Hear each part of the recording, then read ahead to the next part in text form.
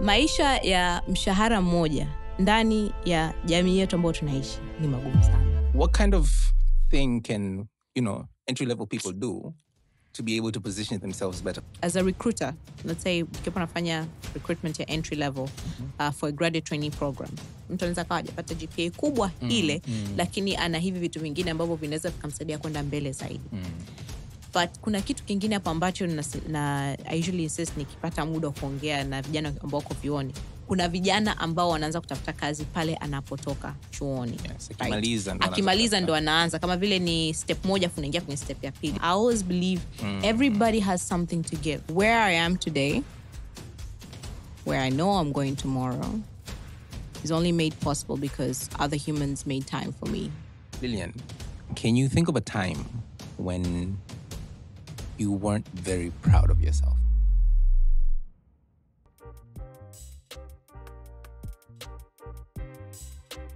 Karibu kwenye MSASA, where we talk to successful people about failure.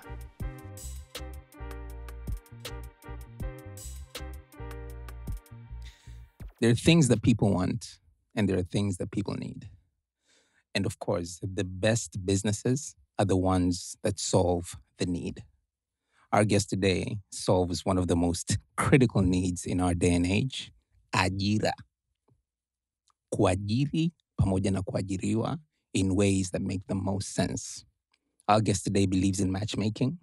Her platform is the Tinder for employment. Lillian Madeje, karibu kwenye MSASA. Asante sana. Your introduction ni kali sana. Tinder for matchmaking. So Lillian, for those who don't know you, in very layman language, Lillian ni nani na anafanya nini? Wow, layman language. Lillian ni mtu wa makamo. Ambaye anajishughulisha, nadhani siku hizi inajulikana zaidi kwa kupitia kampuni ambayo nimeanzisha inaitwa Niajiri. Lakini Lillian pia ni mtu ambaye amejikita kwenye kujenga uwezo wa watu. So either hiyo ni kupitia maongezi ya mtu mmoja ana kwa ana, ama ni kumpa mtu nyenzo za aina moja. Lillian ni mtu zamani nilikuwa napendaga, nikisema zamani nilikuwa napenda kupanda milima. Hiking. It's been a moment hiking. Yes, Okay. I used to hike. I am a fan of family and friends. I prefer chilling in closed spaces, just having one-on-ones. So you're a homebody? So I am a homebody. If it's a party, it's like a friend's party, a home party that I enjoy much more than being out. I love nature. And yeah, I want to be part of something bigger, doing something that's greater than myself. In the wanting to do something that's bigger than yourself, is Niajiri part of that? Yes. Adventure? So Niajiri is part of that adventure in doing something that is bigger than myself, which is transforming other people's lives. And of course, right now, making some moolah while doing that. Yeah. I think I remember kuna statement moja rafiki yangu wakati na graduate chuo. And I was like, nataka kwenda kufanya kazi. Kuna organization called Room to Read. I used to love books. I still love books, but I don't have enough time to read books. Yes. And it was, by then just coming into Tanzania, going to set up libraries across different villages. And I was like, I want to go work with that. It's like, Lillian, you have to remember, inabidi wewe mwenyewe uwepo kwenye stage ya kula, umeshiba, kabla haujaanza kusaidia watu wengine. So yeah, I did not understand that then. I do now. But yeah, it's cool. Yeah. So a very big portion of our audience is young people. Not like young, but like, between the age of 25 paka 30, 35 hapo. Okay. And most of these people are watu ambao sitakisema hawajajitambua, lakini wanajitambua zaidi wao ni nani na njia zipi wanataka kuzipitia. A lot of people are, defining or rather fine-tuning what kind of career path to take. And for that sole reason, please tell us a little bit more about Niajiri. Cool. So Niajiri We say that we are a technology-enabled platform that upskills or skills up entry-level talent. Entry-level talent tunaangalia vijana wanaotoka mavyuoni, wanaotoka kwenye technical training institutions for the marketplace. So kwenye kuwa upskill tunafanya nini? Wanapata access to vitu kama CV, kutengeneza CV, coursework kama coaching jinsi ya kutengeneza CV, wanapata access to kufanya tathmini tofauti kuhusiana na skill sets zao. Tunaangalia hizi vitu wanaita employability skills ambazo ndio waajiri wengi wanatafuta. Communication, unaweza kujieleza we ni nani, unafanya nini. Critical thinking, kuweza kitu kimetokea ofisini uweze kufikiria okay, maybe what's the solution, na kuweza kupresent solutions. Ambapo inaambatanishwa na problem solving. Kuwepo na uongozi wa aina moja ama nyingine, leadership, teamwork, kuweza kufanya kazi kwenye makundi, kwa sababu mwajiri yote anatafuta mtu ambaye anaweza kufanya kazi na wenzake. So those are the things that we try to teach on the platform. Okay. Na jinsi wakati anafanya hivyo vitu vyote, upande wa pili tunafanya kazi na waajiri, employers. Ambapo with employers tunasema tunawapa nyenzo ama tool ya kufanya hiring, automating the hiring process. Okay. Yeah. So tuna aina 3 ya employers tunasema. Aina ya kwanza ni yule ambaye atakuja atakwambia nahitaji mtu wa mmoja au wawili. Kwa sisi kama Niajiri, ile system inaweza ikachambua na ikatoa recommendation. Aina ya pili ni ya employer, ni tunaita corporates, makampuni ambayo yanafanya hiring. Sasa hivi ukiona kwenye matangazo unaambia tuma CV yako kwa hr@xyz.gmail.com ama at xyzcompany.com, lakini unatuma kwenye email address ya HR. Sisi tunatoa mfumo wa platform yetu ambao yule HR anaweza akapokea yale requests ama candidate application na akaweza kufanya filtering na screening kwa kutumia mfumo wetu. Na namba 3, tunafanya kazi na makampuni just kuhandle hiyo program zima sisi wenyewe. So you can help them recruit basically. Yes, we help them recruit. And so hizo employability skills, kama hiyo leadership, teamwork, are all of those things that can be taught, or some of them just come innately? Ni swali zuri. The question between nature and nurture, right? Kwamba vitu gani ambavyo mtu unajifunza, vitu gani ambavyo umezaliwa navyo na unaweza ukazifanya kazi.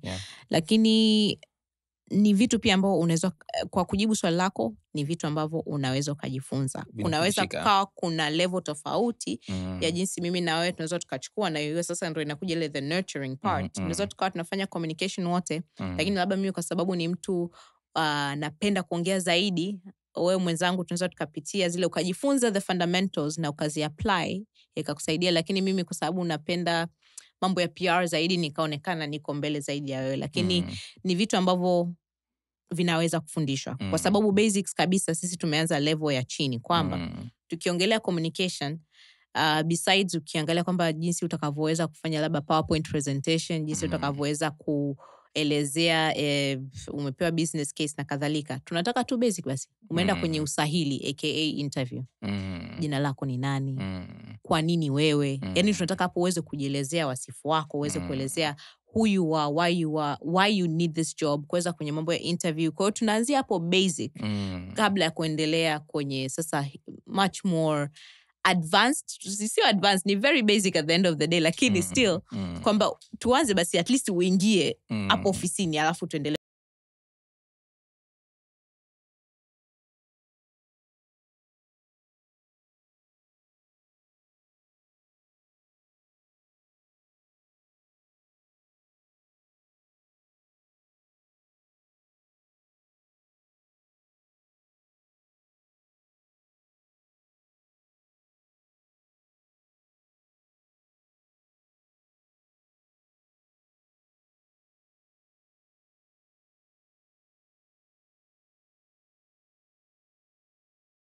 Kwa mfano watu ambao wanatoka, because at the time, again reflecting on myself and my peers at that time, ilikuwa kwamba kwanza hizi kazi zenyewe wanajuana watu wanapewa ndugu zao, alafu pia hizi kazi zenyewe ni entry level, ni mshahara entry level, lakini wanataka 2 years experience.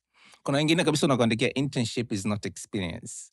You're like, sasa Okay, Sasa nimalizaje chuo nakuja na 3 years experience ili nipate kazi ya kwanza. Yeah. What kind of thing can, entry level people do to be able to position themselves better? Because the soft skills, yes. Lakini on paper inakaaje hapo? On paper inakaaje hapo? So, hayo yote unayosema, even reflecting back, bado tunapambana navyo at this particular instance, kwamba unakuta kazi ipo, wengine ndio hivyo kwamba internship inaweza isiitwe sio experience, lakini one of the key things kwenye kusaidia sasa jinsi tunavyotengeneza CV. Sisi hata kama ni ajiri pia tunajaribisha kuingia vioni kabla watu hawajatoka. So I like your experience kwamba ulianza kutafuta kazi kwa sababu by default vijana wengi sasa hivi, nisiseme wengi, kuna vijana ambao wanaanza kutafuta kazi pale anapotoka chuoni. Yes, akimaliza ndo anaanza kama vile ni step moja afu unaingia kwenye step ya pili. Wakati ile idea yako kuanza kabla haya ndio inavyopaswa kuwa. Ili uanze ku-line up the interviews beforehand. Yeah. Na kwenye kurejea tu kwenye kuangalia kwamba how do you prepare? Tunasema kwamba kwanza hata second year kwa sababu as a recruiter, let's say nikiwa nafanya recruitment ya entry level for a graduate trainee program, you receive, and this is, I'm talking about statistics, you might receive up to 4,000 CVs. For, napo unakuta roles ni 30. Sasa unapoanza ni vitu gani vinavyoanza kuangaliwa hapo? Sasa ndo kwenye mchakato. Vitu vitakavyoanza kuangaliwa, obviously your GPA, but GPA, it's a thing, but I usually say kwamba still there is so much more that mtu anaweza kawa hajapata GPA kubwa ile, lakini ana hivi vitu vingine ambavyo vinaweza vikamsaidia kwenda mbele zaidi. But kuna kitu kingine hapo ambacho na I usually insist nikipata muda kuongea na vijana ambao wako vioni, kujiengage na activities. Okay. Student association, sijui kikundi gani, sijui nini. Kwa sababu vile sasa, tunazoangalia zile skill set nazoziongelea.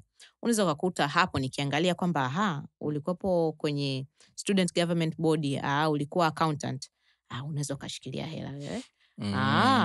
Ulikuwa sijui secretary. Okay, you have some attention to detail, you're able actually, kwa sababu those things sasa ndo zinanisaidia kuangalia the skill set, like you went above and beyond the normal person, and these are the things that you did. Because otherwise ulikuwa unasoma tu. Because otherwise umesoma tu, umetoka na GPA yako, which is awesome, but these are the things ambazo zinaanza kunipa mimi picha ya wewe ni mtu wa aina gani.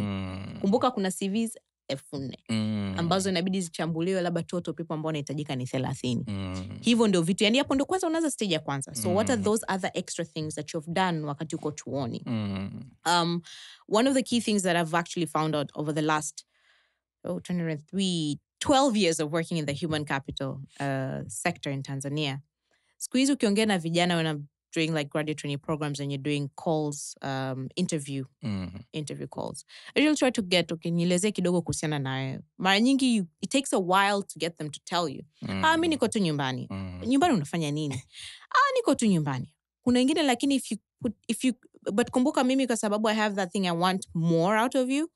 But when you probe longer, I remember kuna hiyo wakati kama nafanya for a certain company, 3 specific examples that I was like, wow. Huyu kijana alikuwa anaishi either Moshi nadhani. When I probed further, it's like, I think kwenye community ya Kimasai. So usually alikuwa wanaenda na ilikuwa right before COVID pale ijaanza. Alikuwa wanaendaga kufanya kunadi ng'ombe. Dude, like that tells me a whole lot about you than napo mtu kiangalia na degree yake. That tells me a whole lot about you than anything. You're just not staying at home. Kuna wengine ambao kimuuliza nini. Kuna wengine ambao ningundua mtu siku hizi kuna vijana wengi ambao unakuta yuko online ana social media, anatumia Instagram for business. Either anauza sijui unga, anauza nini. Still it tells me a lot about you. You are you're entrepreneurial. Entrepreneurial means that you have a problem solving mindset, you have a critical thinking mindset, you can communicate. You deal with humans who need a product and you have issues. So those are the things that you're looking at. So lakini ukimuuliza kijana atakwambia tu niko nyumbani. Wengine ukiuliza niko nyumbani tu hapa namsaidia tu mzee na duka. That's something. Of course, unfortunately, and I think we're getting there. Kitu kinaitwa transferable skills.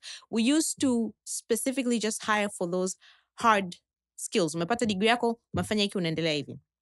lakini na hiyo pia it reflected kwenye makampuni mengi, but softly companies these days hire, ndo wanakwambia kama umesikia msemo kwamba they hire for their attitude, right? They will train you for that particular role because you can be trained. Most of the things at the places of work these days, it's teachable. That's why you need to have these transferable skills. Unaweza ukajieleza, unaweza ukafikiria. Yani hivyo ndo vitu ambavyo vinahitajika. I think labda hapo inaweza ikasaidia kama,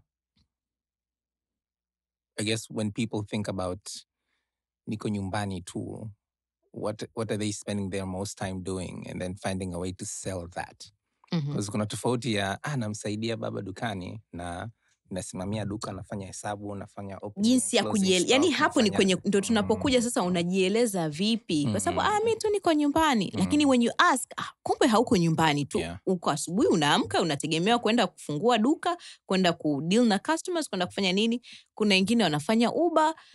It still tells me a lot about your personality and your character. Kwamba I can trust you with this. You know, utafanya mahesabu, yani basics, lakini ndio hicho nachokirudi na ambacho tunajaribisha kupambana nacho kama Niajiri, kwamba how can we get jana kujitambua, kujieleza. Case in point, hapa juzi, so kwenye Lillian, I also do consult around the space of like e-learning platforms. Currently working with another consulting company, but doing an e-learning platform for RUWASA, Rural Water Services Agency. So we're doing a very small pilot kwa vijana kwenye kutumia huu mfumo. So juzi we're actually having a WhatsApp group chat, the pilot. And kulikopo kuna manager ambaye anaulizia sasa maswali. During the week running up to this event, kulikuwa kuna maswali mengi kwenye WhatsApp. Hiki na hiki. Hiyo siku I'm like guys, nimemwita huyu manager ili muongee naye. Sasa hivi naanza kuonekana mimi ndio muongo. Watu wote kimya. Watu wote walikuwa kimya. Kwa sababu sasa umeleta mtu ambaye mkubwa, wanaona sasa hawezi wakaongea. Lakini sasa ndio tunarudi huko kwamba sasa ndio tukimaliza hapo, like I have a lot of work to do ili kijana awepo anaamini, aweze kuongea, jamani mimi ni fulani, mimi shida yangu ni hii na hii. Ningependa kujifunza hiki hapa hakifanyi kazi. Kwa sababu actually, because it's a pilot group, we're testing an app with them, so like what works, what doesn't work. But early on they were very easy to tell us kwa message. You're opinionated. But now in talking, everybody's like taking a step back. But ni malezi, ni culture kidogo. Culture ni hata ukiwepo shuleni, what's shuleni for the path? You're listening, this is right, this is wrong, this is right, this is wrong. You will listen to the professor, this is how it's meant to happen. Where you're thinking about maybe this could be A, B, C, maybe not, that's not normal. So when a leader comes in front of you, you listen. That is our culture. So there's a lot to be done, but it's a frustrating space to be, but it's an enlightening space when you actually get to see them light up when they got, wale ambao wanabadilika au wanapoanza to come to themselves. Na wait, MSASA. So exactly that. Kwa sababu ni kupiga MSASA, I always believe everybody has something to give, right? So it's just about how do you help this person to realize their own potential and just get them to shine at whatever they do. Everybody has something. Yeah. I agree. And what about the other side, the employers? So, and this is a topic I'm particularly interested in.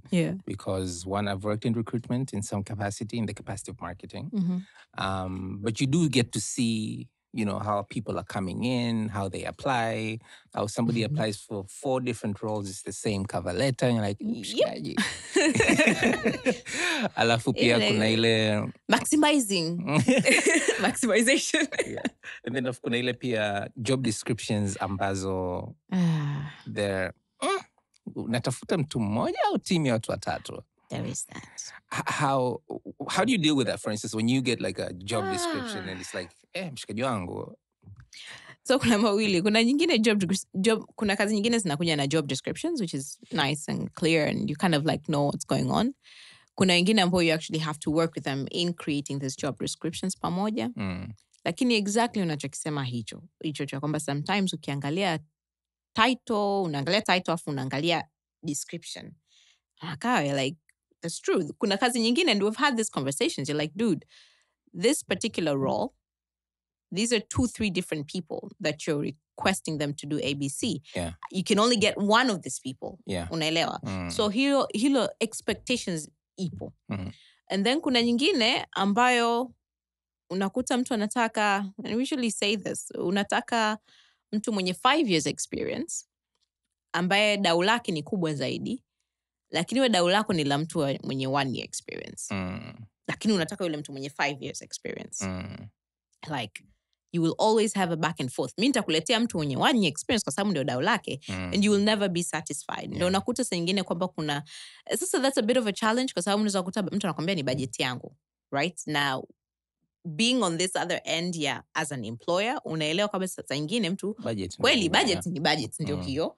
Lakini sasa what do you actually do? Sasa as an employer, are you willing to get on board? And there are some companies, especially startup companies, ambazo siku hizi naziona wanafanya, ambapo they get on board entry level na wanatengeneza kama vile a learning program. Ili kuweza kukua na yule mtu over time aweze kuelewa the systems na kila kitu. But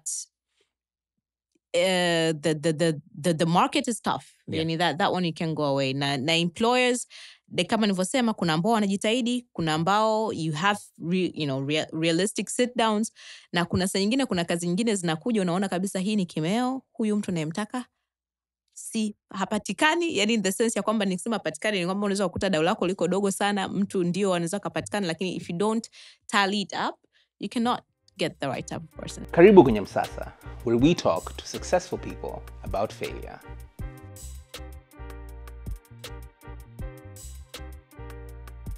So what do you do there? Do you just tell them the truth? Well, you tell them the truth, and sometimes ndio hivyo kwamba unakuta kwamba you cannot, yani uwezo, yani ndio hivyo kazi imekupita kwa sababu kama huwezi kudeliver mtu kwa level fulani, what do you do? I used to take those roles, and then mwishoni unabakia na malalamiko.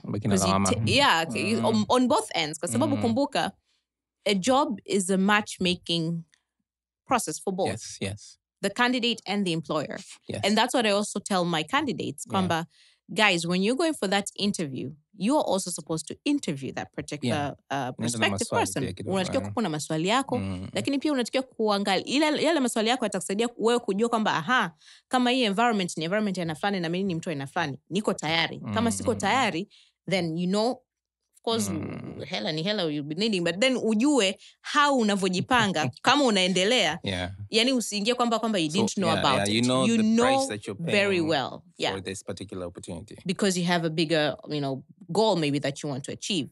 It's not a one side, and you have to be able to matchmake to the best of the ability. So your educational background is in marketing? International business and marketing. That's my undergrad. And I did a general MBA from the Africa Leadership University School of Business. I'm currently doing a executive diploma at the Geneva Graduate Institute. And my thesis is actually on Niajiri, trying to understand engagement level of users. Kwa nini wengine wako high, kwa nini wengine hawako high, what are their factors, and just so that we, when we're designing for these e-learning platforms, what are the things that we should consider, what are the things you should not consider. Okay. So business background, marketing mindset, clearly in your branding as well. Why human capital? So I actually bumped into human capital. So the story behind, nilikuwa na volunteer, nilikuwa sina kazi. Nilikuwa nimerudi kutoka Marekani, did my undergrad Marekani. But that's after Shaban Roberts. It was just 4-year stint in Marekani. Nimerudi natafuta kazi. You didn't come back with an accent? Accent ilipo. Back when I was. Rafiki yangu mmoja amesema bakudawazi only apply 6 months. Baada ya hapo tumo humu ndani. So nimerudi 2011 Februari. Nilianza kutafuta kazi, by the way, kuanzia niko nje. Tena nakumbuka nilipataga kazi. Bahati mbaya sikuweza kupata ticket mapema kurudi mapema. Google Na nilikopo kusema. tayari ile kazi ilikopo ni ile Ngasa, nilikopo ni Mtwara sijui Lindi. Yani I was ready to go to Mtwara and Lindi, kiingia tujaenda huko. But anyways, so nimerudi kazi kama nimeshanipita sina kazi. February, March, some of the kazi ambazo niliapply ilianza kuingia mwezi wa 7 wa 8 hivi. Anyway, so nimeenda volunteering to be one of the ushers, nini. And one of the person who was actually nominated that night for the award was Modesta Mahiga. And while niko chuoni / kwenye wakati nafanya internship yangu, kwaga naonaga TEDx zake nini, I was like, oh, I'd really love, to meet her. What was my idol, still is. She's my mentor and coach to date. Nice. And she was there and I was excited. I remember wakati anaingia, I'm like, I'm an usher. Oh, kazi yako. Like, unamwona mtu, like, yay, excited and all of that. And she goes in. You don't even have time to do anything because you are an usher. Kazi yako ni kusalimia watu, kupokea wageni. Kwa hauna muda wa kwanza kupiga story na mtu mmoja. And event iliisha. So mimi nilikuwa nimeona, of course, as an idol, lakini pia she owned Professional Approach Development, which was a training and recruitment company. And here I was looking for a job. So I had a 2-step process, and actually, my what do they call it? My fangirl experience was number 1, but then I was also looking for a job. So towards the end, she leaves actually. She left. Nikopo busy ile unaoja kwamba kila kitu umefungwa, you're busy doing something else, afu unamwona mtu anaondoka. But I would like to believe it was my God sent and everything happens for a reason. Somehow, I think funguo za gari lake alikopo umedondoka. So she came back and I saw her. And I ran towards her. Hello, my name is Lillian. Just like a whole speech right there. And she's like, okay, here's my details. Look for me after a while. And literally looked for her after a couple of weeks, had a sit down with her. She was like, she wanted me to work for her. I was like, I was trying to pitch myself for one of the companies that may be looking for a job. But so the rest is history. So I started with her in 2011, name was Yasab, I think, or Sita, in training, recruitment, and consulting, Professional Approach. And were you training or were you like... So I started as a coordinator, literally coordinator, zunguka, get things right. Then started working my way up. Her training, me doing the reports, me observing her training, me looking at her, doing some of these recruitments, what it takes. And just literally that. It was one of the learning on the go, if anything. So I do not have a background in HR, and that's why I really move away from... not a human resources person. I do more You're in human capital. I'm in human. Tech yes, innovation. Thank you. I'm in human capital and tech. So I get the positioning. I get it. Yes. So that's how I wound up in this space. Since you used to love reading, if you were to do a memoir about yourself, what would the title be? Interesting. What would the title be? Managing the hats. The different hats. Managing the hats. Or Managing the hats? Yeah, there's...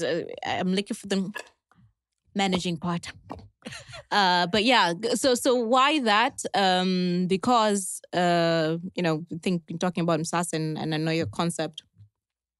During COVID, I hit rock bottom, definitely. As business or personal? As business and a person. Okay. Sometimes when you connect the two, they become one. As business, definitely, it is recruitment, so it's human. So there was no recruitment happening and all of that. So that was right at the time when we kind of started taking traction. At that point, Niajiri was 2 years? That was about 2 years. Okay. Yeah, so 2018 is when we started, 2019. So literally like starting to gain traction and things kind of like took a downturn. Yeah. So then you start questioning who you are, what you are. Yeah. And you're a failure because the company is going down, because I had taken that I am Niajiri, Niajiri is me. Yeah. You're full-time. Yes. I mean, full-time, yes. I'm still full-time. Yes. But took the role that like the I am Niajiri, Niajiri is me. So because Niajiri is going down, that I'm also going down. Yeah. Right? Yeah. So it took a whole lot. The failure. Exactly. So it took a whole lot. And a couple of sessions. I think those are the things, a couple of sessions, and literally signed up for Modesta's coaching sessions by then to get me to understand, to go back to my, to my normal in understanding that as Lillian, I can run multiple things. Because I remember by then I'd also started like, this is me. Because I actually started getting questioned, who exactly are you? What exactly are you? You have Niajiri, but then we still see you, because there's still like facilitations and moderations that I would be doing because that comes naturally. So we're like, but we see you in this event, we see you in this event. You're doing too many things. You should just sit with one thing, right? And then I was like, yeah. So right before COVID, I really was, okay, Niajiri is this is Niajiri, then let's do this. And then that happened. So really coming back to, I could be Lillian, I could do project A, I could do project B, I could do project C, and I could run Niajiri. And it's okay because these are all different hats that I wear. I'm still me, and I'm still, I have all of these other essence of who I am, that I should not tie myself to just this one thing, because I am not just one thing. And so that's why the multiple hats, because I remember like one of the activities that Modesta made me do is just like put down on the large flip chart paper, like what are the things that I'm doing and why am I doing it and what that means to me and everything. So yeah, so really just multiple hats. I learned that it's okay. For the longest time, I've always been faced with, you do many things. You do too and many that is things. true. I'll not lie. And I've learned also over time that I do need to concentrate in one's, not necessarily to niche down as I'm doing the multiple things, because I will still be doing the multiple things. That gives me life. I love project life. But there is a need to get the best out of that one thing that you're doing, to really be concentrated at that particular moment in time. Like you were explaining, we do tend to internalize it. Sometimes we're too hard on ourselves. Sometimes it really is just ourselves. There is that. Yeah. Yep. And coming out of the feeling, the experience, and understanding, okay, this is done. This has happened. What next? You said you did some sessions? Yeah. How did you come out of that rut? Well, you have to surround yourself with humans that actually believe in you. I think that's one. First, I think it takes emotional maturity. So when I'm saying emotional maturity, even the best of the best go down, right? And that's part of being human. It takes you accepting that you're down and be like, okay, I need help. Like, how am I actually going to come out of this one? Because it's only when you accept a certain situation that you're actually able then to put up a plan of that particular situation, of how you're coming out of it. Because if you're not really cognizant that this is actually what I'm facing right now, then what exactly are you doing to go to that next step? So, I think that was the first step, trying, really digging deep and figuring out, okay, I think I'm actually, depressed. And I'm actually continuing to get depressed. And it was not the best time, because it was just like you're all sitting at your own home. Nobody's, meeting other humans. Yeah. And so you're really having just enough time with your thoughts, which is not fun. Yeah. I've done therapy. It was around COVID times. Yeah. We started around 2019. A couple of months in, COVID hit. And then there was a lot of self-doubt. Yeah, I didn't do it immediately though. It took a while. It took a lot of convincing from someone very close to me to even consider it, because I was also guilty of the bias that, but I don't have a mental problem though. Yeah, so I was like, but yeah, I'm not breaking down. I'm fine. I'm not crying. But it's somewhere in your brain. Somewhere there, yeah. Yeah, I think it takes a lot to admit to that. And and I think we need to speak about this, because a whole bunch of us, and as I talk about a whole bunch of us, whether it's people who are starting their businesses, people who are in offices and corporates that are going through tough times. Yeah. And we're not having safe space is good. You can have your friend, you can have your family and everything, but we're not saying you're crazy. You're not crazy. You're not crazy. It's just that the same way I think, and I think there's some talks about this, and I'm maybe consciously because I am cognizant of it, I'm starting to hear that the same way we are supposed to have a yearly body check, it's not bad to actually go check on your mental health because it is about your mental health. Nimesema hiyo yearly body check kwa sababu pia hiyo ni kitu fulani hiyo ni kitu fulani majanga, but na yenyewe tunahitaji kwa sababu mambo mengi. Mambo ni mengi. Yeah. So for me, for instance, I and nothing against the therapist. Yeah. She was great. Lakini what I got is how to better understand what I'm feeling. The sessions themselves were, lakini nilipata shule fulani hivi ambayo unajua leo unaambiwa kwamba tunaongelea kwenye anything. Yeah. What are you taking out of it? Yeah, you need to take something. Yani hiyo ni shule tosha. Kwa sababu at the end of the day you should be able to be in a space that you should actually do something for yourself. I think yesterday I was going through something and I was just like, oh, I should call up my spiritual mother. And I'm like, Lillian, kwani Mwenyezi Mungu alileta kwa ajili gani? Kuna uwezo ukampigia simu mwenyewe Mwenyezi Mungu. Yes. I was like, why are you thinking that you have to call somebody to actually get you to whatever? So it's like, I think sometimes it's about having the tools and resources. But the important thing is knowing how to access that tool and resource. Yes. So for you, come and hear about how to dig deep. And acknowledging our feelings. I think a whole bunch of us don't take time to really acknowledge our feelings. I think when emotional intelligence, like one of my sessions that we're doing is like, ukiamka asubuhi na mambo yako kushoto, is like, okay, wait. What exactly is going on? What am I feeling? Am I sad? Am I angry? Am I mad? Am I whatever? Figure out, first of all, the feeling. Yeah. Because when you figure out the feeling, it's like, okay, wait, I'm sad. Why am I sad? What's the thing that happened? Dig deep. Okay, something inside. Because when you go down to the root cause, then you can sort it out. Yeah. If you just walk around with, I'm feeling something, and then you start acting on the feeling. Yeah. Because you're frustrated with yourself, then you just frustrate other humans around you. Yeah. Very much so. It is what it is. It is what it is. Yeah. Lillian, can you think of a time when you weren't very proud of yourself? I really, really, really, really wanted to be an environmental engineer. Don't ask me why. That was before wanting to be a psychiatrist, aka psychologist. Don't ask me why. It could be a thing about being the last child and I had all the time to myself. Nyumbani, kwa wakubwa. And I started applying. Nakumbuka nili-apply a couple of universities in Canada. I really wanted to go to Canada. My sister had gone to Canada. I think she was my role model. So I was really, really wanting to go to Canada. I didn't want to go to the US because by then, watu wakopo wakiendaga US hawarudigi. I was like, staki kuzamia in the US. And so started applying to universities, not going through, just getting, not accepted. Nakuwa mpaka niendaga mpaka SUA, Sokoine University of Agriculture. Bosi nikafanya mpaka ule mtihani wa pale na nikafeli huo pia.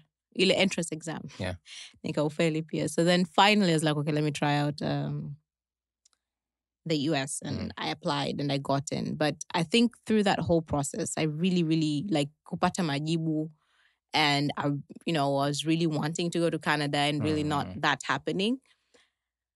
But again, through that, I think it opened up a whole other avenue in terms of the place that I went and the Kazi that not necessarily Kazi Kupata, but I think there's the thing about life. If I look back at my life, at least the one that's really clearly on my head, kwanzia O level, actually hapana, hata primary, kwanzia grade 6 huko.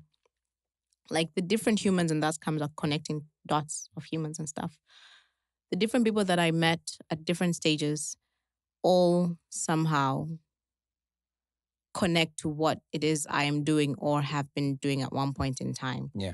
So much as there are things that I looked at as failures, they still brought me to a certain opening later on in life. So yeah, I think, I don't know, my not necessarily passing in PCB has now made me wound up in a space of tech and education. Never thought I'll be doing human capital, but here I am. And so like everything just feeds in somewhere somehow. But I think it's just about kuwa na moyo wa utayari na kuwa na moyo wa ku-explore much more. Karibu kwenye MSASA, where we talk to successful people about failure.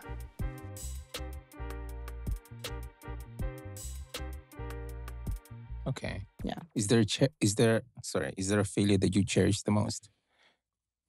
Is there a failure that I cherish the most? Could be was the biggest lesson, or it was quite a meaningful lesson at that point in time. I think this COVID thing. The COVID literally took me down, took my company down. But so while I was doing the personal coaching,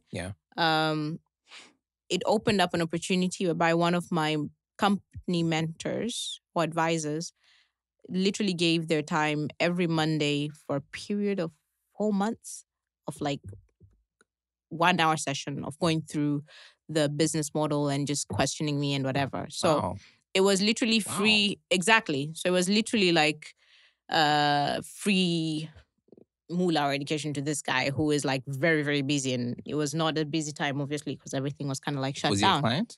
No. This is another human that I met randomly in life. I was part of a network, I think it was Ethiopia 2012, which was an opportunity that actually Modesta opened up to me.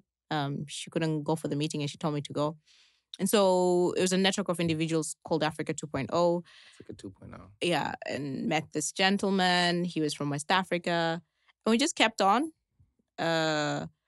And we literally, he started checking up on me on a by 6 months basis. Not necessarily him checking up on me, but also me checking up on him and telling him my updates. So he became a mentor, basically. Yeah. And so when I was starting the company, he was there when I was thinking about it, okay, you're really starting, this is where you are. So he's from the investment advisory kind of background. So really helped me think through. So yeah, so I got access to free coaching, mentoring from this guy. Yeah, it was fun.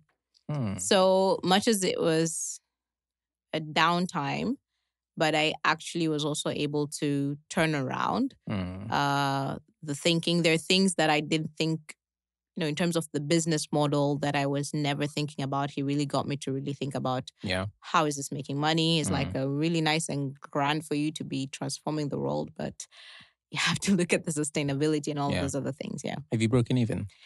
So we're not yet broken even. We are post-revenue. We're pre-profit, if that's what I can say. Pre-profit. Yeah. Pre-profit, but we're post-revenue. We're getting revenue in terms of we can put the lights on. Yeah. But in terms of when you look at it, you're like, I can close my eyes and sleep at night and be like, you know what? We have enough salaries for the next 6 months. Not yet. Yeah. Yeah. Yeah. We're still hustling. Yeah. Yeah. When you talk to a lot of entrepreneurs, I like to call them wajasiri wa mali. Yes. Wengi wao huwa wanapitia very many different phases within the same business, right? And so it's almost as if, at least, especially more recently, I'm starting to understand it's almost as if the art, let alone the art of failing, is important because it can be an art form, and the art form being that you can take lessons from it and not just beat yourself up, basi. Yeah, but the art of pivoting is an art. I'm saying to see that. Oh wow, yeah. Even sometimes the books I used to read when I could read more, I'm also struggling. Struggling to get back on that. Yeah, thank God for podcasts. Yeah, this is another at way least you for can people listen to read. it. You can listen to it or watch it. But reading or thinking about the same books that you read, you're like, oh, these were pivoting moments, and there were several. Sometimes several within a very short time span.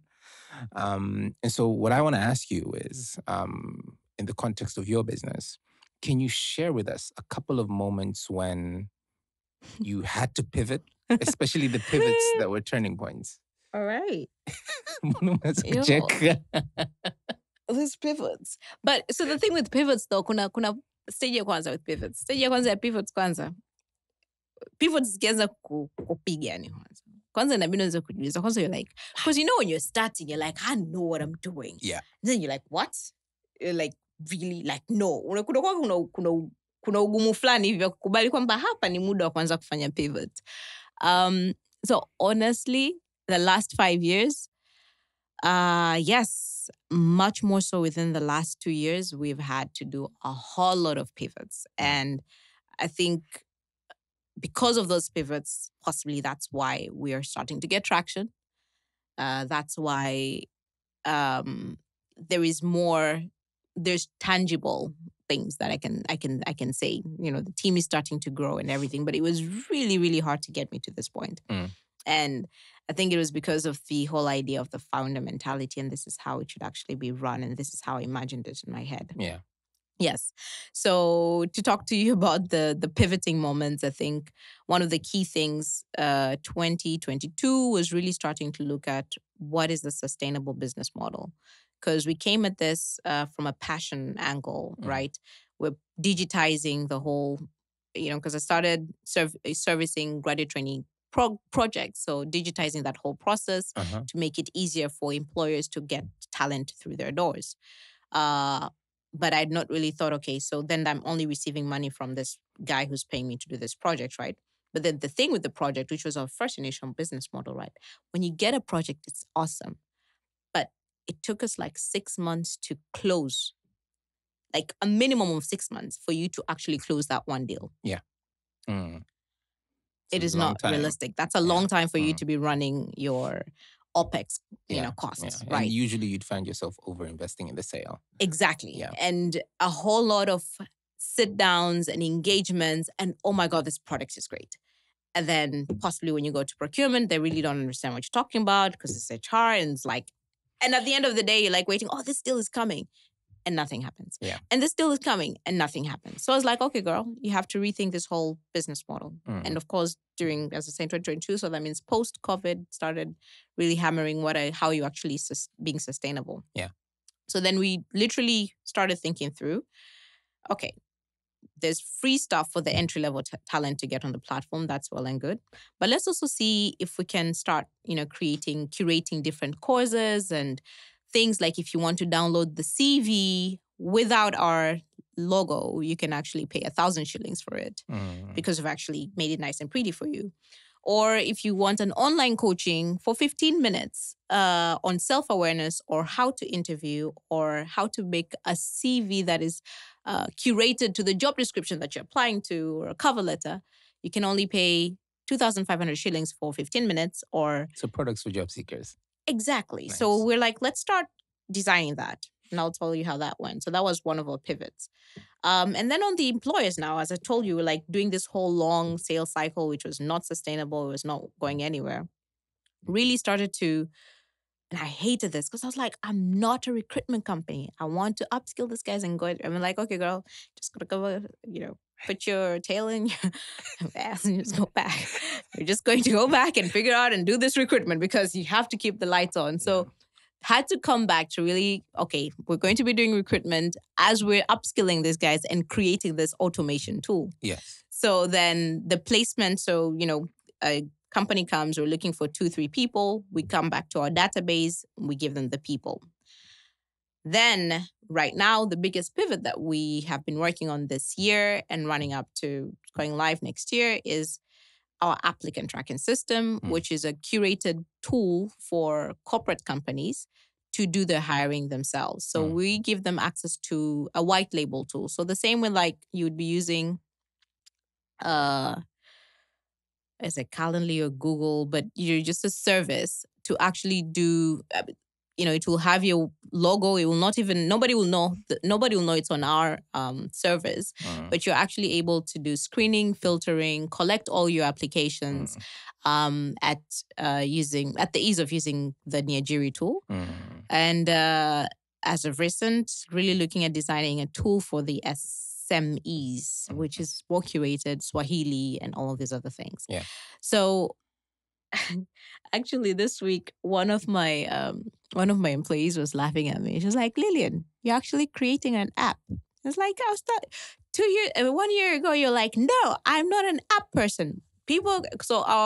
We're a web-based, mobile responsive platform, right? Because my thing has always been, why do you build an app if you're not having as much interaction on a daily? Yeah. So we have 33,000 unique registrations.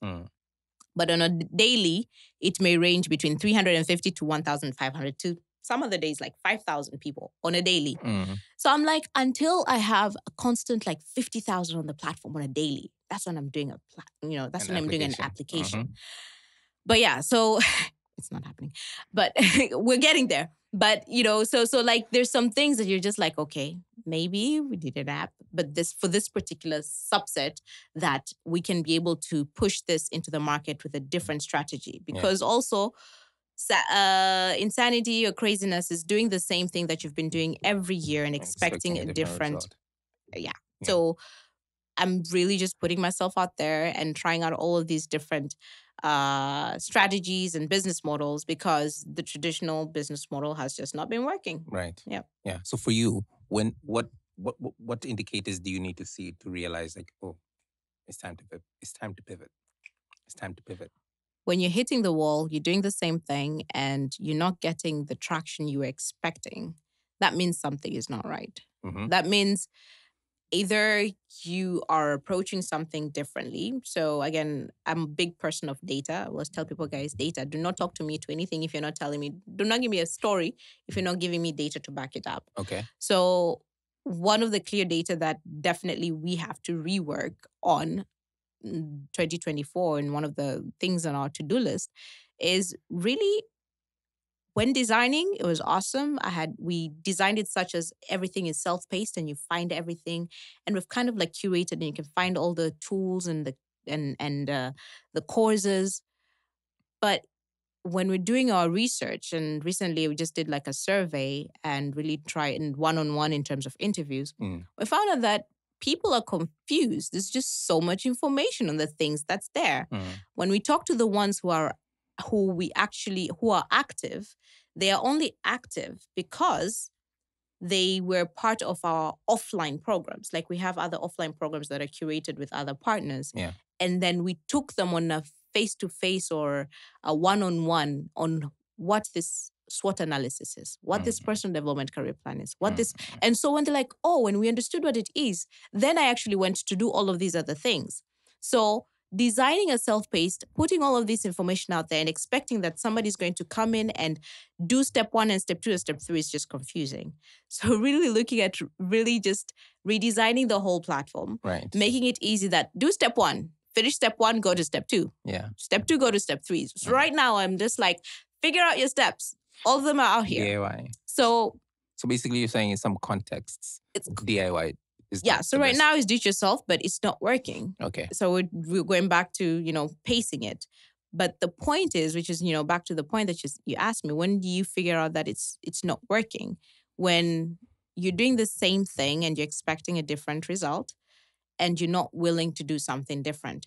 I honestly was like, they should figure it out for the longest time. But obviously my users are telling me, girl, it's not working. But yeah. Yeah. One of the challenges of being in business is sometimes when something isn't working, the first place to look at is internally, which is the product. And so, for instance, many business owners, founders, are victim, and I'd like to use that word, of if kitufanya hakifanyi kazi vizuri, something is wrong with my product, and they go back to fixing the product. Versus some instances, it's not the product, it's something else externally that you need to figure out. Have you ever been in an environment where you need to figure out the external, not another iteration of Niajiri? So I agree with you there. But then the question, or what we're told, is that if you have a product that you need, nobody teaches you how to deal it, right? Yeah. So I think that's why we usually go to what is wrong with the product. Because if you have a good enough product and somebody really just needs there's a certain thing that they need from this, they will look for it come rain, come shine. Mm-hmm. But I do agree with you, right? Some other times it's the product. So our product is available on A, you need to have data. Yeah. B, you need to have a Smartphone smartphone, or you have to computer. have access to a computer. Mm. So those are already like inhibitors that we're facing. Mm-hmm. But the reality of the matter is vijana do have access to data and do have access to their smartphones. Mm-hmm. I've gone to easy kwenda kuvisit shule na unakuta vijana wanatumia simu na wanafanya nini, lakini ukiangalia anafanya nini, yupo kwenye stations za umbea. Umbea is good, sometimes it's good to relax your mind, na kila kitu yuko kwenye kuangalia mpira, whole mpira anaangalia kupitia simu yake, sikiliza mziki, ana download movie and all of these other things, right? So I'm like, wait, if you can do that, should be able to do this other thing. But then kumbuka sasa ndo naingia kwenye level ya, back to your point, kwamba it might not be the product, it could be the surrounding things. So ndo maana kama Niajiri tunaanza kwamba umuhimu wa kujitambua ili uweze kujua kwamba ujiongeze for the marketplace ili uweze kufanya hivi vitu. Nakumbuka kuna siku tulikuwa na session CBE, kuna kijana mmoja tulikuwa like a whole like a career fair tumefanya, kulikuwa kuna CV clinic, tumeweza CV clinic, tukafanya one-on-one self-awareness assessments na nini kuna watu. And then tukawa tuna like a big warsha ambao some of the testimonials, watu ambao wamepitia kwenye program zetu wanaongelea, wamepata kazi, wengine wanafanya nini. Then kuna huyu kijana raise hand. Alikuwa ana accent fulani.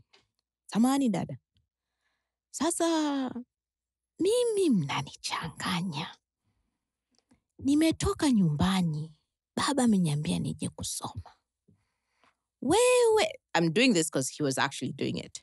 Wewe unaniambia nifanye niajiri, kwa hiyo mimi niache kusoma? Pambana na huyo mtu. So hapo ni mindset. Yani hapo mwenzako ametumwa kuja kusoma. Wewe uko hapa unaambia ukisoma tu kitoka na degree yako haupati kazi. Ameambiwa aje kusoma. Ametumwa na kijiji kuja kusoma. Unaambia hapa usijui Niajiri itambadilishia, itamuongezea tija. So then you're starting from a mindset change. You're starting from a behavioral change. It is more, I took a wicked problem and I'm just like, yeah, there's different layers that when you're starting to deal with, you're like, okay, that's one. And then there's another one. Oh, wait, there's still more. But yeah, and you're crying while you're doing it. As someone who is in human capital. Yes. Yeah, I want to take you away, kidogo. But I think it's very relevant. As someone who is in human capital, as somebody who is an influencer on both sides of the coin, influencing people to get the job and influencer. Same influencer. Yeah. What are your thoughts about side hustles? Dude, I side hustle every day. I would not be standing in front of you looking this fine, my hair did, if I do not have a side hustle. Right. So for people who are employed, and I manage VIP, because maybe you are a journalist at heart, and so you do have the capability to wear many hats. So, I go back to me. While working, one time that I was working on the Modesta, I remember there was a side gig nilipataga. Nikamfuata nikamwambia about it. I have this thing, just, she was like, yeah, go ahead, as long as it does not interfere with the day-to-day. And I honestly have tried to use the same mentality with my employers. Kwamba, definitely, hopefully, sio kitu ambacho kinaingiliana with what we're doing, right? One. But mbili, if you're doing it on your time, not in my time, if that makes any sense. Na tatu, there is value in somebody satisfying their thing. Yeah. Kwa sababu then akiingia kwenye kufanya kile cha kwangu, anakopo na tayari zaidi na anakopo much more committed in one or another. Yeah. Kurudi kwenye swali lako, like how do they manage? Sasa hapo ndo inakuja kwamba inabidi upo wewe kama musika. I think a couple of people that I have, they had their side hustles in terms of kama ni ma student associations ambazo they're running na kila kitu ama sijui ni leader kwenye nini. You actually want such a person kwa sababu you can actually benefit from their networks that they're having. Yes. They can come and like unajua kuna opportunity fulani nimekutana hii kuna huku, and honestly there's some things that we're doing right now because mtu ameleta deal based on the other things that they're doing on their away time. So I think it comes down to basically how do you manage your time? How are you honest with your time? How are you actually balancing? And again, when we look at time, 8 to 5 umeingia ofisini. Us, it's 9 to 5. What you're doing hapo and how effective you are is you can squeeze unaweza kaweka kwenye laptops za watu kacheki kwamba saa ngapi anaingia kuangalia Instagram, saa ngapi anaingia kufanya WhatsApp na kila kitu. But you will not survive as a boss at all. Yeah, it's micromanagement. My strategy is this is your KPI. These are the things I'm looking at every quarter. Umefanikisha, hujafanikisha. Kama hujafanikisha, hapo ndo kuna story nyingine. So I think it comes to managing both the employer. What type of environment are you providing to ensure kwamba mtu anafanya vile vitu unavyohitaji? The employee, being honest, I think one of the things that we have, and again, I cannot say it's a Tanzanian thing, but it's the community that I'm surrounded. Tuna uoga wa kujieleza kwa mabosi wetu. Now, unfortunately, yes, kuna mabosi ambao pia ni milipuko. Hiyo nakubali. Lakini saa nyingine kuna wengine ambao una provide opportunity ya kutaka kujifunza zaidi kutoka kwa employees na uwepo na ukweli. Ili saa nyingine ufanye vitu vyako kwa sababu kusema ukweli pia, let's be real. Hata kwenye corporates na kila kitu. People are having other jobs. Maisha ya mshahara mmoja ndani ya jamii yetu ambayo tunaishi ni magumu sana. Ni magumu ndio. Naelewa. Kwa kuwa na mifereji tofauti ya revenue channels. Kama vile kwenye startup unaambia what are your revenue channels? It's important whether unafuga kuku, whether una magari yako yanafanya Uber, whether we mwenyewe labda sijui you're doing a site consulting, you're translating sijui ama you're doing some nini. It's important. Lakini managing kwamba ule muda wa employer wako unampa kwa ya Kaisari. Hapo tu. Karibu kwenye MSASA, where we talk to successful people about failure.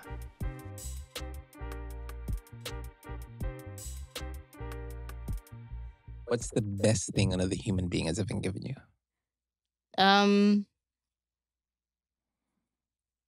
Time. With time, and here I'll just put the different humans in a bucket. Where I am today, where I know I'm going tomorrow, is only made possible because other humans made time for me, to listen to me, to guide me, to engage with me, to pull my hand up when I'm about to fall.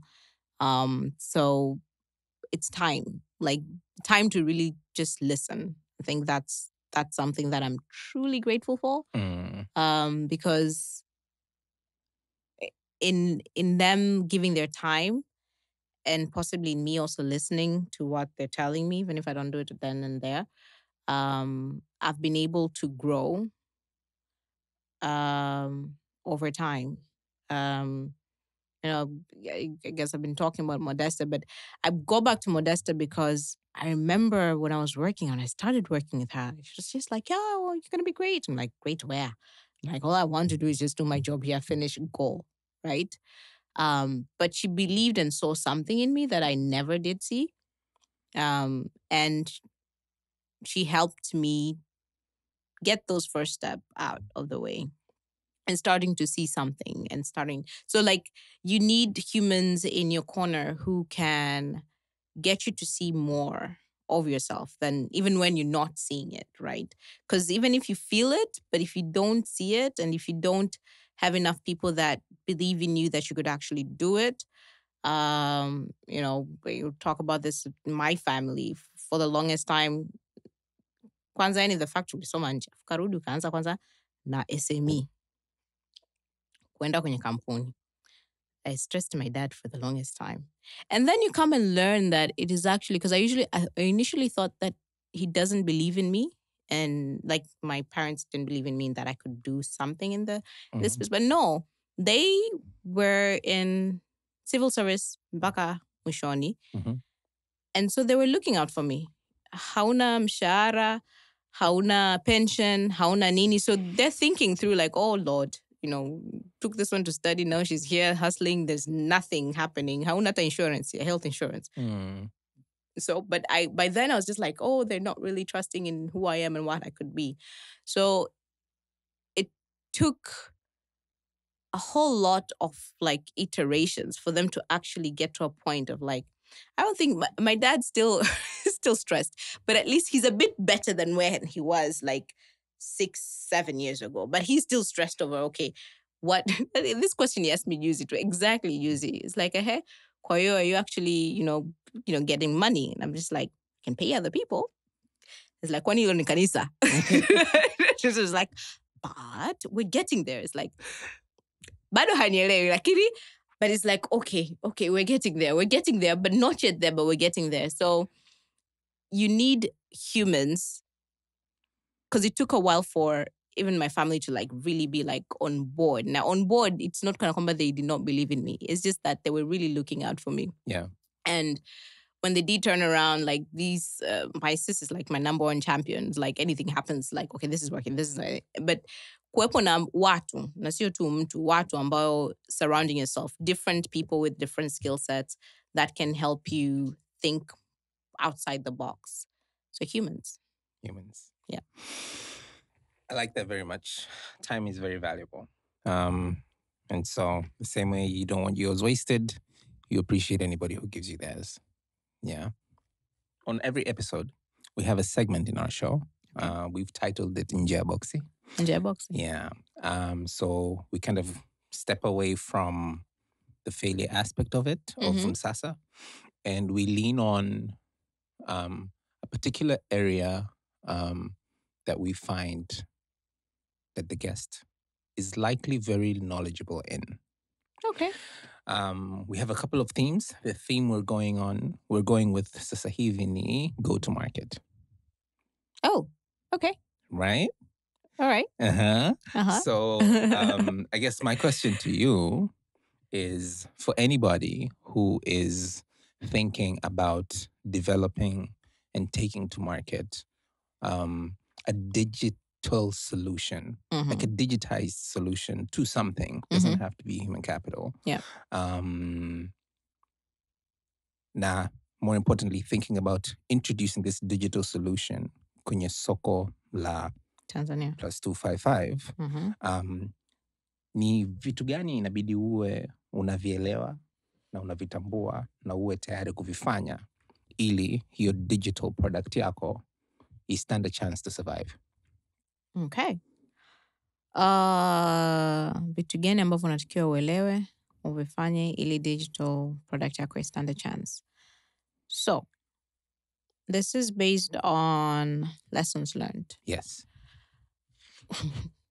Mwanzani nilidhanigi digital marketing ni social media, niko kwenye nafanya na posti kwenye Instagram, Insta story, Twitter, Facebook by default kwa sababu ya nini. Then got to learn actually there's something called digital media marketing. Like it's a whole science around it, and it's just, it's something ambayo I would definitely, if you're building a digital platform in Tanzania, lazima uangalie jinsi gani ya ku-maximize on digital media marketing, ambapo hii ni kwamba mtu anasechi Niajiri as an example. Kwenye Google search inatokea kama sponsored ad, is a sponsored or just, preferable words. Anatafuta your competitor. Unajisogeza hapo. But again, this is, there's a whole science around it, and there are different companies that are actually invested in actually helping you get to that point, and individuals. I think there are also consultants who are doing around that space. But I would definitely highly recommend kwamba I invest, ayepo na budget ya digital media marketing kwa kila mwezi. Akitoka kwenye digital media marketing, depending product yake ni product ya sekta gani ama nini, kuna umuhimu wa kuelezea na kutafuta traction outside the digital media marketing, kwa sababu utataka watu waje kwenye the digital space, kwa sababu unajua kuna wengine unaweza kuwakamata tayari wako kwenye the digital space, lakini labda pia unataka kukamata watu wengine ambao hawako kwenye the digital space, unataka kumleta kwenye the digital space. Kwa hiyo hapo inamaanisha kwa aina moja ama nyingine kidogo venture outside into the traditional. So this could be your radios, kuweza kuelezea product yako ni nini na nini. This could be it's a lot of money, and I've personally, so radios, and I usually work on ukipata interviews, ukipata nini, so you're just riding along, because for you to do a tangazo kwenye proper radio ad nini na nini, siku hizi wamezipunguza kidogo, like with the last 6 years were crazy. Post COVID nini wametengeneza some different packages kwa ajili ya SMEs na kala kitu, lakini it used to be crazy expensive, you cannot even think about it, but it might be a good idea kuweza kupona vi ads, kwa sababu watu wanasikia, mtu anaweza kaingia kapakua app yako. Namba 3, kwa hiyo ya pili ni nini? Yani kimsingi kuwa na elements za physical, so the traditional media, so kwenye radio, TV on ground, sana radio, TV yenyewe ukipo kwenye watu siku hizi hatuangalii TV, watu wanaangalia, I don't even own a TV, but I would listen to like your newscast or the ITV or TBC, like, so unless you have a slot hapo, I don't know, possibly people do still watch TV, like mtu kwenye stationi anasikiliza different, au kuna vipindi ambayo inajulikana high moments, but radio, billboards, because visibility and people questioning and figuring out what this is, so radio, billboards. Ukitoka hapo, I would actually go back sasa kwenye, depending on what it is, try to design spaces of engagement, right? Spaces of engagement looks like how? Spaces of engagement looks like if you have a budget, watu wengine unakuta mtu anatengeneza bonanza, sijui nini kwa ajili ya kuja kuongelea, but it's just like, it's a whole, you guys are coming in to have fun, but you're trying to talk about your product. There's much more interesting ways. So kama sisi sasa hivi, one of the things that we're going big on is doing curated breakfast sessions with HR leaders, because we really want to talk to them about what is an applicant tracking system, why do they need it, what type of savings will they be doing for their company if they have such a tool. And then we're like, hey, here is Niajiri. It's an applicant tracking system. So like creating spaces ambazo you're having discussions that are value added to them, and then you're giving them a solution which is actually the tool or the app that you have. So hiyo nimetoa example kama sisi, lakini you can do the same depending on what it is you're servicing. So let's say you are having an agriculture type of thing, you know, make sure that you're going to a SACCOS meeting or something amboya or agriculture, unaenda kuongelea product yako, kwa sababu pale ndo ambako watumizi wako wapo, watumiaji wako, kuliko tu unaongelea huku, lakini sometimes also going on the ground and telling people and talking to them about your products actually goes a long way. So your GTM strategy, digital media marketing, please do not forget that it is not just about posting on Twitter and Instagram. Posting on Instagram and posting on social media is not digital media. Yes, posting on social media is not digital media marketing. Yes. Yani hilo ni vitu vili tofauti. It is one of the things you could do definitely, and having like a whole social media plan, right? That's one thing that, as an example, Cici, I used to do it mwenyewe, then I got somebody, then I trained somebody to really do it, then I invested in this person, and I'm actually bearing the fruits of investing in this person, actually learning how to do all of these things. Lakini, you have to be consistent. Yes. And I can say kwamba we've been consistent on social media the last 1-2 years. And that's why we're having more traction. Because I think right now, when you look at our channels, kwenye WhatsApp nini inaitwa? Communities. Leo nimeangalia tuko 55K. Wow. And tumeingia only 3 weeks ago. Whoa. 2 weeks ago. Wow. But 55K. It's huge. We're literally growing out of 3,000, 5,000 daily. Whoa. Right? Yeah. But it's because we're consistent with sharing different information, value added, giving them whatever. On, I forgot my Instagram and all, but that's just like the quick data, because I'm currently checking on it, and it's just like how fast it's growing. I'm just like, what? And I was actually looking at it this morning, because we were having a discussion around the space of interaction. There's the growing, and then there is the interaction, the people liking whatever. Na kuna post moja ilikopo kwenye 229. I'm like, oh, that's great. That's actually people who are engaging with the post. So all of these things tried and tested, but from somebody who has done it and would love for anybody else who's listening to actually fast track, have a consistent media plan, a social media plan, invest and put a budget kidogo pembeni. Yani hata kama ni $50 aka laki moja, it can still take you further and get your name out there. And this other one, physical, it can be much more expensive, but I still would advise it kwa sababu tuna introduce vitu ama tools kwa jamii ambayo not necessarily very savvy. Right. So we do have access to social media and all of this. So sometimes kuna knowledge na education that needs to happen. So we cannot run away from it. Yeah. There's a lot of behavior change that needs to happen. Yes, a lot of behavior change. So watu bado wanafanya kitu traditionally. So we have to be like, hey, I'll handhold you. Yeah. And then mtu aendelee mwenyewe. And what about the product? The product itself, you better have built a product ambayo it's speaking to the needs of the people. Sometimes I have questioned myself if I'm building a product that is speaking to the needs. I'm getting my affirmations that I have built a product that is speaking to the needs. It is just about how do I actually get people to engage, and we are actually trying to unlock that. And one of the key things ambazo we're going to be heavily invested in ni kwenye kuwa na foot soldiers on the ground, so that we can really get people to get on the platform. Kwa sababu hata wachache ambao wako on the platform, 33,000 watu wachache, but ambao wako kwenye platform hawafanyi full engagement of what tunategemea. Yeah. Lakini kwenye kuwaelewa zaidi ni kwa sababu hawaelewi wanatakiwa kufanya nini. Kwa hiyo inamaanisha kuna uhitaji kuna uhitaji, which is the behavior change, which is the change, mindset change. It's not kitu cha kama nimekuja mnaelewa mnatakiwa kufanya nini. It's tofauti tukipo tunaongelea I'm sure 101%. If I go to